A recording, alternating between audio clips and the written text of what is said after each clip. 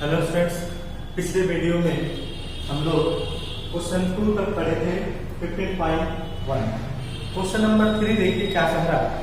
Question number 3 जो है ये कह रहा है कि पीछे जो क्वेश्चन दिया गया है यानी कि अध्याय 14 के अनुच्छेद 14.2 का उदाहरण 5, उदाहरण कितना 5, आप उदाहरण 5 जो है पेज नंबर 296 में देखेंगे तो एग्जाम्पल 5 दिया गया है। उसी का हमने एक डायग्राम बनाया हुआ है। यहाँ सितंबर तक लिखे हैं, अक्टूबर नवंबर दिसंबर होगा, आप कर सकते हैं। डायग्राम देखेंगे तो आपको खुद पता चलेगा, ठीक है। उसके बाद ये क्वेश्चन कह रहा है कि कक्षा के किसी एक विद्यार्थी का जन्म अगस्त में होने की प्रायिकता ज्ञात करें। अगस्त में होने की प्रायिकता क्या करना है, ज्ञात करना, ठीक है। तो देखिए अगस्त में तो हम लोग पहले देख लेंगे कि टोटल जो है वो 40 विद्यार्थी, कितने विद्यार्थी हैं, 40 विद्यार्थी का जन्म। महीना बताने वाले कहा गया, आंकड़ा जो दिया गया, जैसे जनवरी में 3 बच्चों का जन्म होता है, फरवरी में 4 बच्चों का जन्म होता है और टोटल 40 बच्चे हैं। कितने बच्चे हैं बाबू, 40। यानी लिख देंगे कुल विद्यार्थी यानी कुल परिणामों की जो संख्या है, कुल विद्यार्थियों की संख्या, कुल विद्यार्थियों की संख्या कितना है बाबू, 40 है, ठीक है।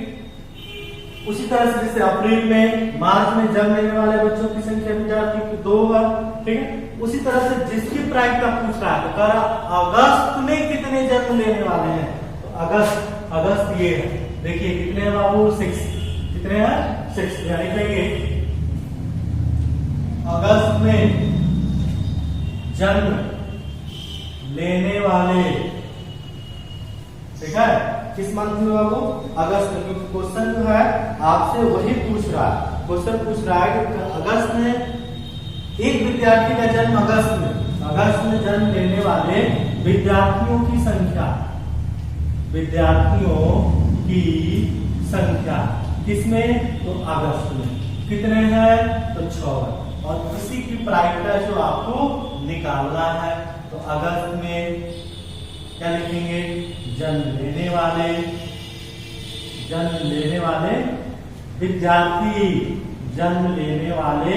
विद्यार्थी, ठीक है।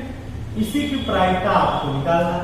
तो हम प्रायिकता कैसे निकालेंगे बताते हैं, कैसे बताया है, जिसकी भी प्रोबेबिलिटी पूछा जाए उसकी संख्या ऊपर लिखते हैं। तो अगस्त में जन्म लेने वाले विद्यार्थियों की संख्या कितनी, 6, और कुल संख्या कितना, 40।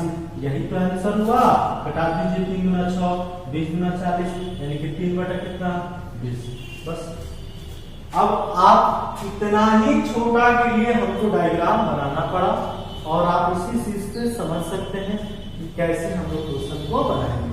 अगर आपसे क्वेश्चन पूछ देता कि सितंबर में जन्म लेने वाले विद्यार्थियों की प्रायिकता ज्ञात करिए, तो सितंबर में जन्म लेने वाले कितने विद्यार्थी हैं, 3, तो 3 बटा कितना, 40 होता। जनवरी में तो 3, अगर कहता था कि फरवरी में जन्म लेने वाले विद्यार्थी की प्रायिकता तो 4 बटा 40 होगा। जिसकी भी प्रोबेबिलिटी पूछा जाता है उसकी संख्या हम कहाँ लिखेंगे, ऊपर लिखेंगे, बन जाएगा। मिटा दें, चलिए इसको नोट कर लीजिए। अगला क्वेश्चन होगा 4 नंबर क्वेश्चन देखते हैं। क्वेश्चन नंबर कितना बाबू, 4। प्रोबेबिलिटी में ध्यान रहे कि जिसकी भी प्रोबेबिलिटी अगर आपको प्रायिकता निकालना हो उसकी संख्या जो है हम लोग ऊपर की तरफ लिखते हैं, ठीक। जिसकी भी प्रायिकता पूछ ले उसकी संख्या ऊपर, पहले हम लोग ये भी देख लेते हैं कि उसकी संख्या कितनी है, उसकी संख्या पहले हम लोग लिख देंगे और उसकी संख्या ऊपर, कुल संख्या हम लोग नीचे लिखते हैं। आवाज सुनिए हमारी बात को सुनिए तभी तो क्वेश्चन बनेगा। चलिए देखिए क्वेश्चन नंबर 4। क्वेश्चन नंबर 4 जो है खुद आप अपने से समझेंगे। देखिए कैसे कह रहा है क्वेश्चन में कि 3 सिक्के को एक साथ 200 बार उछाला गया। कितनी बार उछाला गया, 200 बार उछाला गया। तो कुल परिणाम क्या लिख सकते हैं, कितने सिक्के हैं बाबू, 3 सिक्के लिखेंगे। 3 सिक्कों को 200 बार, कितनी बार है, 200 बार, 200 बार क्या किया जाता है? उछाला जाता है, उछाला जाता है। तो उछाला जाता है तो कुल परिणामों की संख्या, कुल परिणामों की संख्या कितनी बार उछाला जाता है? 200। तो कुल परिणाम कितने? 200 बार उछालिएगा।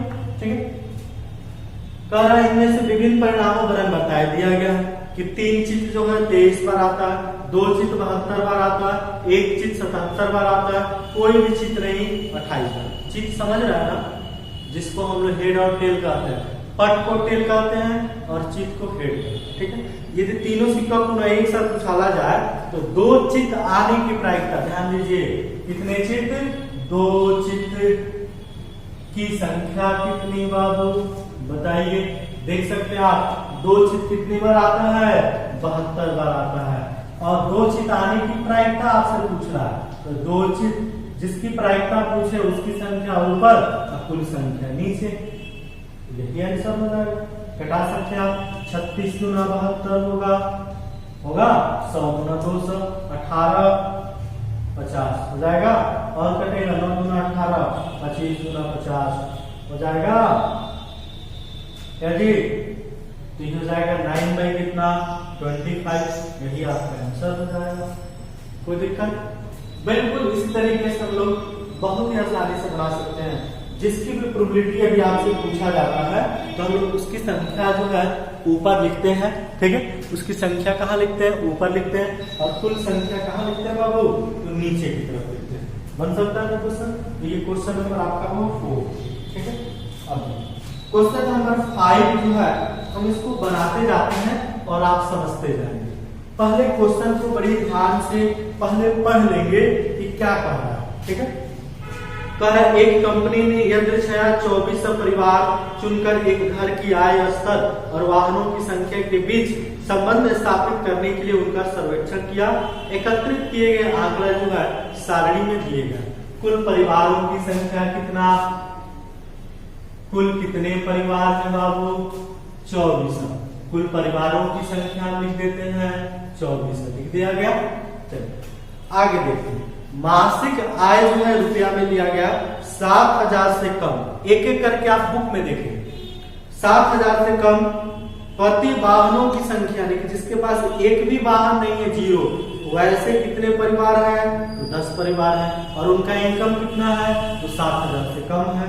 ठीक है, और एक वाहन है, जिनमें एक वाहन है और उनका इनकम 7,000 से कम है, उस वैसे परिवारों की संख्या कितनी है?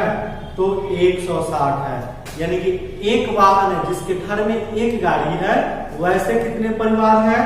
तो 160 है। 2 वाहन है 25 है। 2 से अधिक वाहन 0 है कि नहीं? तो इसी तरीके से सब इसमें दिया गया, आप इसको समझ लें। फिर देखिए क्वेश्चन नीचे लिखा गया है कि मान लीजिए कि एक परिवार चुना गया है।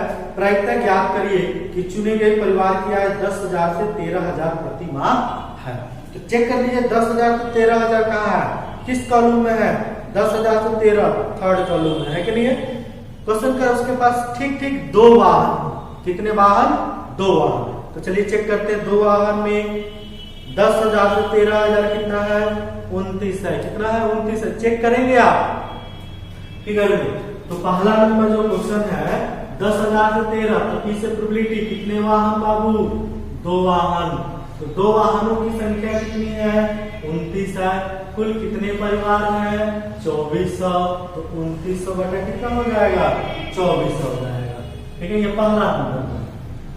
ये पहला नंबर आपको डायग्राम देखना है और डायग्राम देख के उसका आंसर लिखना है। पी किसकी प्रायिकता पूछ रहा है? वाहन में प्रति माह 16,000 रुपया हो, 16,000 रुपए से अधिक सबसे लास्ट में है, उसके पास ठीक एक वाहन है। तो एक वाहन में कुल कितने परिवार है? ऊपर एक है, नीचे देखिए 5 7 9 एक वाहन। तो एक वाहन की संख्या कितनी बाबू? कितने परिवार है? 5 7 9। नीचे कितना? तो 2400 हो जाएगा। तीसरा नंबर देखिए, क्वेश्चन कह रहा है कि 7,000 रुपया प्रति से कम, उसके पास कोई वाहन नहीं है। तो कोई वाहन नहीं है। कोई वाहन नहीं, तो कोई वाहन नहीं का मतलब कितना 10, तो 10 बटा कितना बाबू 2400, एक जीरो से एक जीरो कटेगा, 1/240 होगा। बना देंगे आप। चलिए यानी कि 5 नंबर तक क्वेश्चन इसको कंप्लीट करेंगे। तो क्वेश्चन नंबर 5 है ये, ठीक है। उसके बाद जो हम लोग अगले वीडियो में अगला क्वेश्चन पढ़ेंगे, ठीक है।